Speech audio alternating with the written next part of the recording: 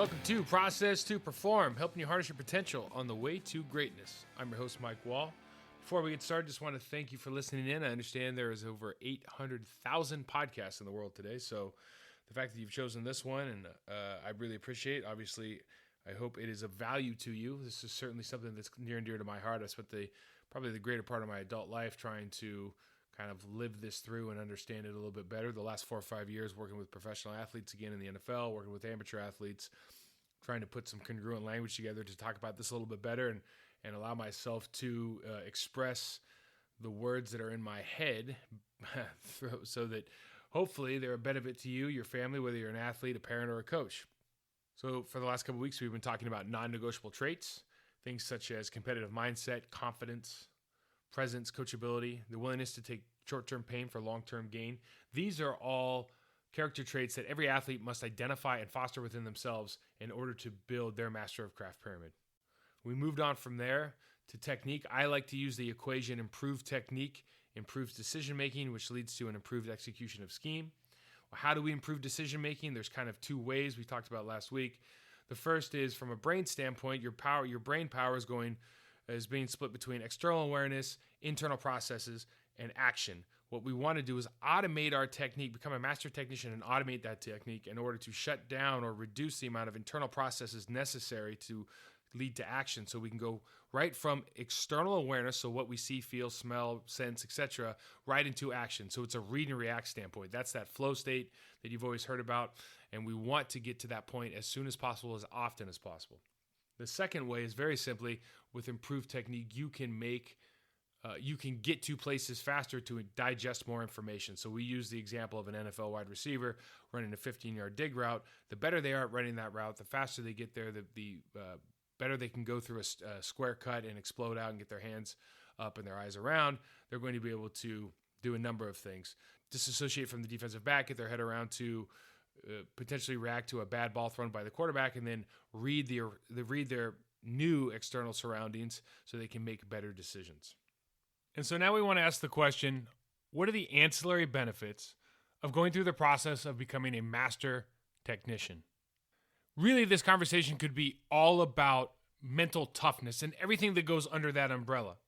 But I want to break it down into a couple different components. The number one ancillary benefit: you are earning the right to play well. This is the number one source of pride for me. You have earned the right to have a good game. The competitor inside you has been given free rein to dominate your next confrontation because you have put in the work required to arrive at the starting whistle, knowing you did everything you could to prepare for the encounter. When you know you have outprepared your opponent, this is a huge source of confidence and pride. Many professionals, including myself, feel like imposters when they arrive in the top athletic leagues. The athletes are all exceptional and are already seasoned professionals, while you're coming in somewhat unprepared for whatever's next. And so I entered the NFL after one season starting in college as an offensive lineman. And I was at an option offense school, so I had no idea how to pass protect.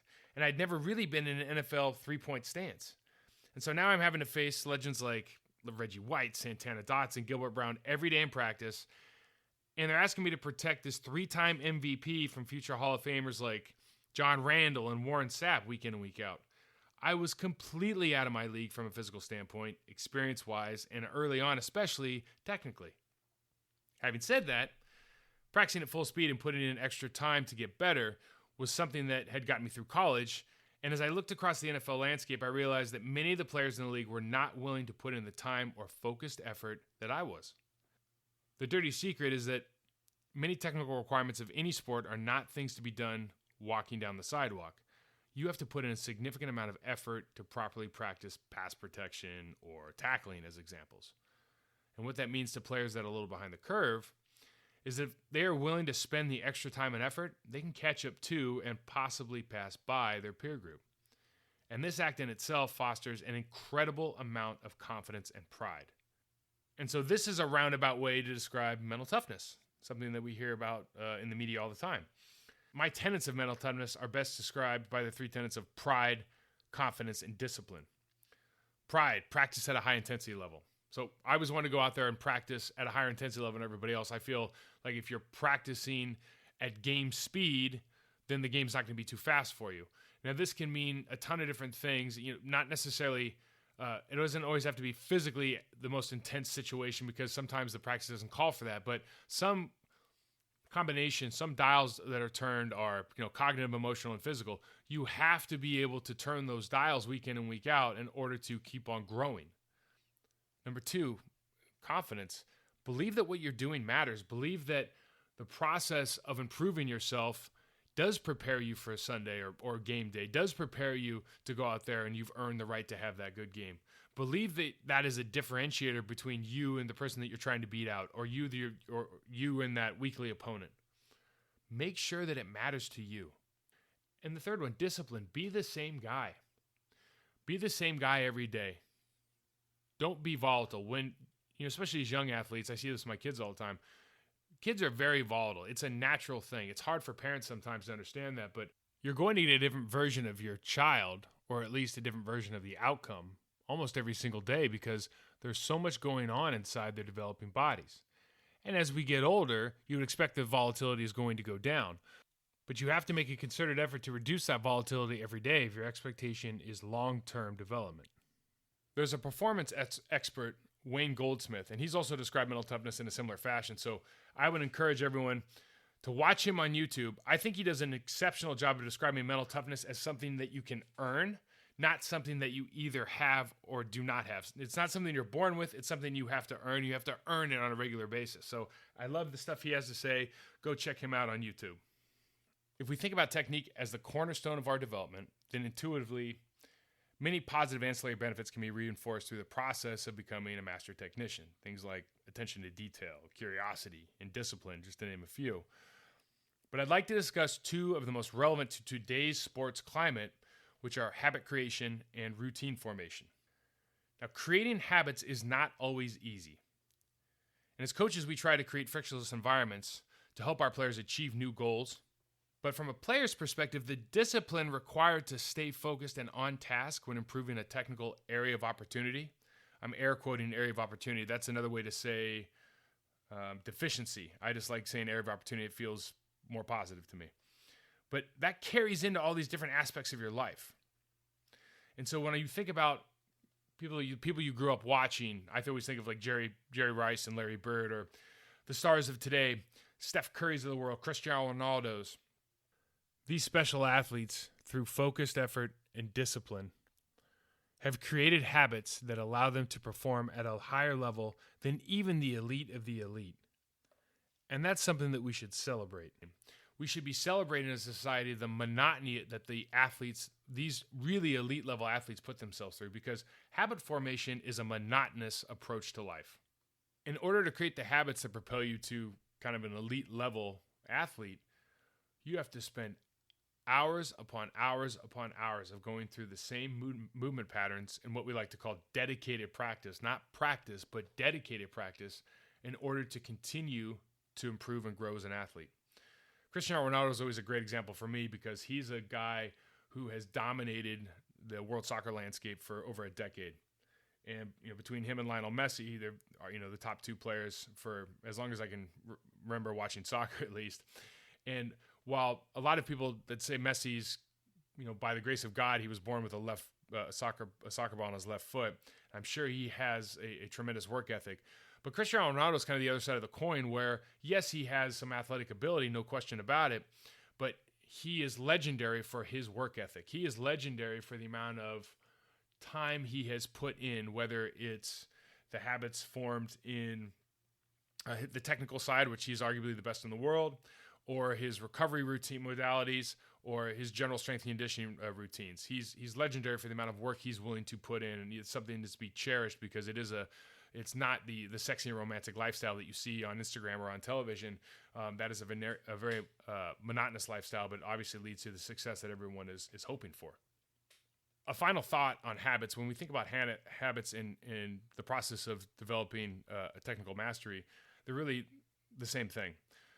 Habits are physical acts that we have automated inside our system.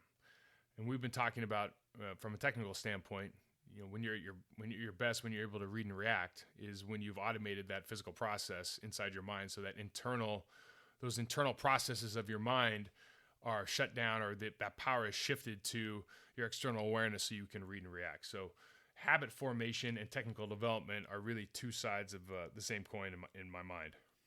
Another thing that the aforementioned athletes have in common is that they understand the power of routine formation. So when you create a routine, which is essentially an individual schedule, you create opportunities for athletes to control their variables and therefore take control of their lives and their athletic careers. And so we can start very broadly looking at, let's look at a high school basketball player that is a straight A student, and if she wants to go to play college basketball, so she's doing all this extra training. She has technical work. She has weights and running twice a week, but she also has 2 tests on Friday, and she has a study group on Tuesday and Thursday nights. Well, if you can schedule out all the things she has to do, if you take all kind of the mental strain off of this athlete and schedule out when we're going to work weights, when we're going to do our technical, when we're going to do our speed training, and kind of work those around the rest of the schedule, including the regular team practice. When you can do these things, you promote productivity, you promote confidence, and you're allowing athletes to focus on what matters most in that moment. Routines ensure that we take the focus time needed to create the good habits that lead to improved in-game ability. And so by shifting that kind of anxiety or anything that's weighing on you from a mental standpoint, understand that you have all these things to do and not enough time to do it, when we can broadly look at those routines, it helps us focus on what's important in that moment. Now, we can start with a weekly routine, and what I do with professional athletes is we'll start with a weekly routine and we'll go right down to that daily, and we'll start drilling into, okay, there's 25 minutes of technical work I want to get in for you during the day. When are we going to get that in? You have 15 minutes before practice, 10 minutes after practice. You have nothing during those times. Perfect opportunity for you to get better. You're going to be warming up, so you will have X amount of minutes to go through a warm-up session as far as that pre-practice work that we can do that you don't have to be full speed, but you can just be detailed and disciplined. And then at the end of practice, we can maybe be ramped up a little more because you have a sweat and you've already been warmed up and you've been working through it.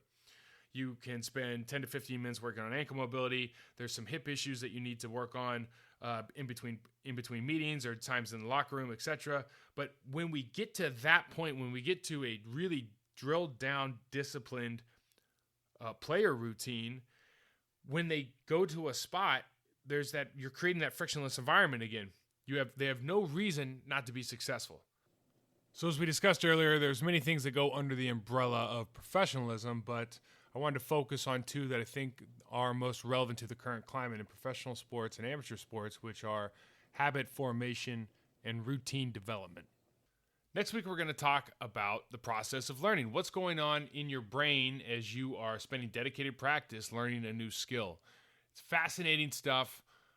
I'm just going to give you obviously the abbreviated meathead version, but it's definitely worth looking into. I'm excited about talking about it. Everybody that I've talked to regarding this podcast, this is kind of one of the things that they've been looking forward to. So we're going to do that. We're going to do a little bit of a gut check with me on this whole idea of, if technique is the cornerstone of your development, can we give some evidence that would suggest that is true, either scientifically or anecdotally. So I have a couple of examples for you, or things to think about at least, to kind of reinforce the idea with yourself as an athlete, if you're a parent or a coach, understanding kind of why this is so important, and giving some real life examples of how this makes a huge difference. So again, thank you so much for listening. I understand you have hundreds of thousands of options out there on your drive home. Hopefully you're working out right now, actually, or working out with one of your athletes. And reminder, this podcast is for you, the audience. This is for players, coaches, and parents. So if you have a question, I will answer it online, given that I'm allowed to. Please email me at info@unrivaledsystems.com, or hit me on Twitter at Baldmarauder, BALDMARAUDER. Looking forward to it. Thanks again for listening. Bye.